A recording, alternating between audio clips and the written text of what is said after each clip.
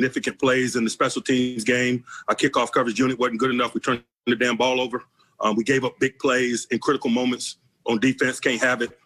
They converted a long run on a possession down before the half. Unacceptable. They had a 70-yard touchdown late in the game. Unacceptable. And so we're fortunate tonight.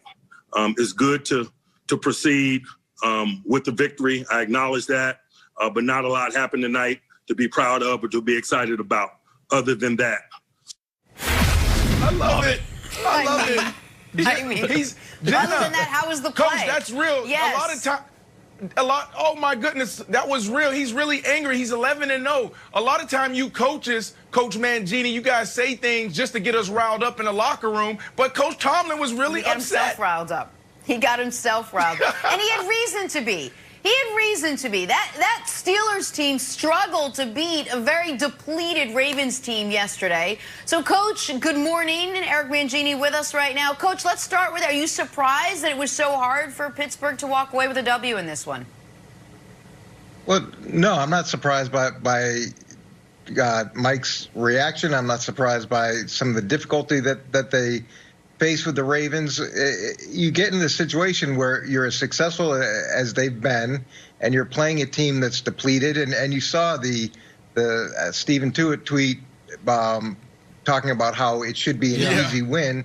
You're constantly having to overcome this sense of complacency, and human nature comes into it. And I talk about it all the time, is learning how to win and dealing with that environment. And so I never felt that the game was out of the Steelers' control yesterday. I never felt like they weren't going to win the game. And even though he said it looked like a JV game, the good news is that their JV is better than Baltimore's JV. I actually thought the last time they played was a worse performance when they gave up 47 carries for 265 yards.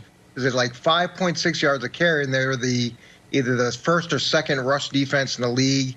They had 35 minutes time of possession. They got dominated the last game and found a way to win. But the frustration here for Mike is that when you play a team that you're supposed to beat and you play down to that level, eventually it's gonna catch up with you. And he's trying to keep his finger on the throttle. And I'll just say that Bill Parcells and Bill Belichick were two of the best at, when you were winning, keeping their finger on the team to make sure that there was always that sense of urgency. All right, so, Coach, I know I was joking a little bit entering this conversation about Coach Tomlin because they're sitting here at 11-0, and he's really angry, and you get the win, and we know how hard it is to win in the National Football League week in and week out. But the reality for me is it's not about the game, right? Like, and it's hard. This is a tough conversation because as a player, former player, you have to understand that you can't make decisions in a vacuum. You can't have certain conversations in a vacuum because we're trying to set up the league and the people that's going to follow us for years to come. Like, I got to think about what is the wide receiver position and the way deals are structured for the guys that's coming 5 years behind me. Jerry Rice, Terrell Owens, Marvin Harrison, those guys paved the way. Ray Lewis's of the world, Peyton Manning's of the world. So I say all that to say this. You know, for me, it wasn't about the game. So when we talk about the why behind this game looking sluggish and the why behind the Pittsburgh Steelers playing the way they did and the Baltimore Ravens, we can't have this conversation without talking about this week. COVID-19 struck these locker rooms, struck this locker room hard. So I get it. And after the game, you started hearing more talk and more rumblings about, we didn't have much practice time. I pulled my hamstring because I wasn't conditioned. So what do you expect? So I guess for me, and I say we can't have these conversations in a vacuum because look, we want football. Football is awesome. It's a distraction throughout. It's been a distraction throughout, half of 2020. We all need it. We love football. And the NFL, the players, the coaches have done a phenomenal job, okay, in making sure guys are as safe as they can be while putting a good product out there. But at the end of the day, it's getting to that part of the season now, as cases are increasing, now it's more challenging. So I guess, you know, Nick, coach, my question is, how do you continue to keep the team together when there's so much change? Like this, it's already tough throughout a week. We're away from our families all 7 days a week pretty much. So you know, that's 9 to 5. That's sometimes 6 to 5. So now with all these changes, how do you keep things together when you're talking about, oh, we're not practicing today, we are practicing today, we're doing Zoom, or we're going to meet over here, we're going to meet over there. I just think we can't have these conversations in the vacuum right now because it's so tough to keep everything together, Coach and Nick. Yeah, it is really tough, Brandon, and everybody is going through this and trying to navigate through a landscape that there's no map for. And I really believe that Mike Tomlin's frustration comes from the fact that once you do get to the playing field and you've overcome all the challenges during the course of the week, there's an expectation that you're going to perform at a certain level. And his team is obviously very good, and he's obviously has very high standards for what he expects from his team. So overcoming those challenges, getting to the point where you can actually show up and play, and then playing really poorly, they're 11-0 because he doesn't want to hear excuses, and he has high expectations, and that's, I think, where his disappointment comes from. It is hard. Everybody right now in the league and everybody right now in the country and the world is trying to figure out the best way to go through this and to deal with it, and we're all facing those challenges. And I think Tomlin understood that while we're all facing those challenges of those two teams, it was the Ravens, not his team, who had been decimated this week by COVID. And yet these two teams, when you watched them, they looked about even. And I think Tomlin's frustration comes from this place. He knows this team is not as good as an 11-0 record suggests. They've beat 2 playoff teams this year. They've had 1 impressive victory over a good team. That was a Browns team that I think is a good team, but nobody else seems to. Their other victory over a playoff team was a Titans team that missed a 45-yard field goal in the final minute to tie that game.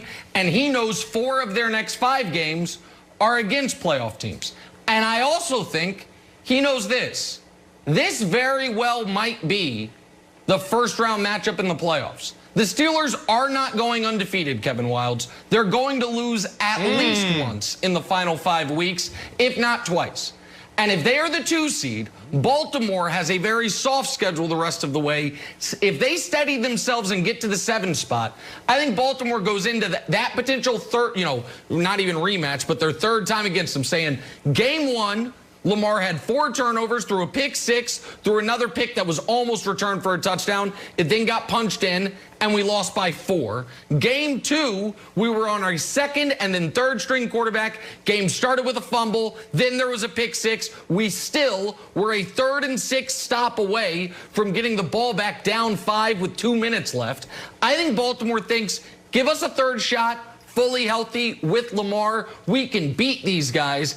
And I think Tomlin understands, having watched these 2 teams play twice, Baltimore has played very poorly in the first matchup. They had basically a 2nd-string team in the 2nd matchup, and both of the games came down to the final couple minutes. And I think that rightfully, Wildes, concerns Mike Tomlin, because I think he knows the 2 seed for them is very possible as well. I like this. You're taking a page out of my book. It's like what I do to the Chiefs. Like the wins don't count anymore. Yeah, they're 11-0, but this and but that, and oh, but they played Jacksonville. It's also what we do to Baker, and you rip us for that. But I like that you're coming away to our sort of way of thinking. When you look at the schedule, Mangini, I call you Coach. Coach, I am a little bit nervous about this Washington game. They've been just chilling out since Thanksgiving, getting ready, got the #1 pass defense. They've got Chase Young going to make Ben Roethlisberger's night really bad, and then at the same time, Steelers are kind of like, I don't know. This was a bumpy road for them. So the question is this, real quick, because I know we have to go to break. Certain times in like a no-hitter, it's like, oh, you got a no-hitter going, and the pressure starts to like ratchet up, like, oh, don't talk to the pitch. It started to ratchet up. Do you feel like the Steelers, the pressure of the undefeated season, ratcheting up, when does it become a burden? Well, first of all, to Nick's point, there's no way that Mike Tomlin's sitting there thinking about the 2 seed with 5 weeks out. He's worried about getting the team ready to play for the next week and over the course of the next 5 games. And when you start thinking 5 and 6 weeks ahead, that's where you get in trouble, and that's where the players get in trouble, is when you look past opponents. In terms of it ratcheting up, I think it definitely ratchets up. It's definitely a function of everybody telling you how great you are, understanding that you have a chance to make history, and then putting too much pressure on yourself.